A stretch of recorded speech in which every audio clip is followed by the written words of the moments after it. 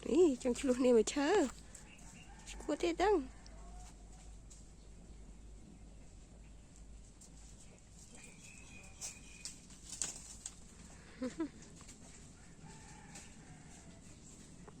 Baby. Baby.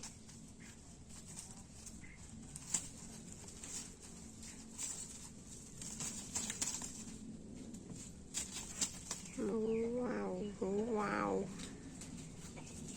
Wow, lặng anh nó. Ui. Lặng mình tên mọn á, con là cái đắng. Ừ? Lặng nè, lặng. Khang mặt đánh mà bù. Ô, đánh mở.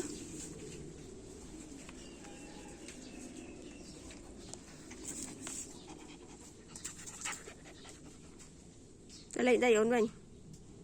Tôi lươn cũng khối vậy.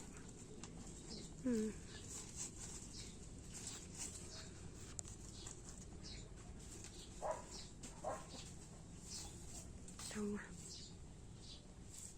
Đấy, à bù. À bù.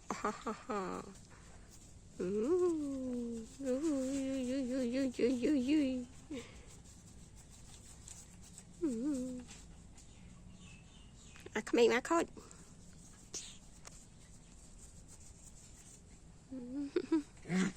Mà chân nó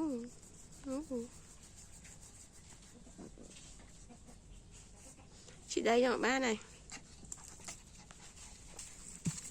Coi chờ thấy. Ây rồi. Ơi nha.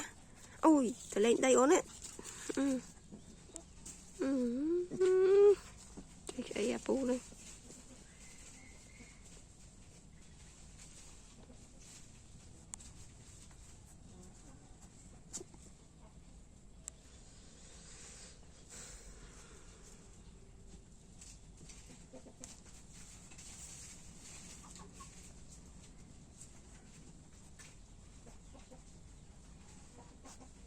Hai pu, thinh cút mau đi hai pu.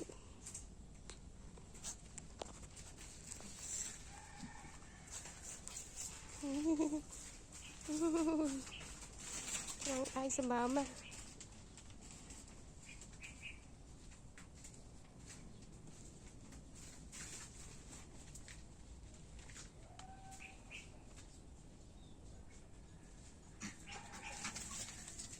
Rồi lên đây ổn mình lươn.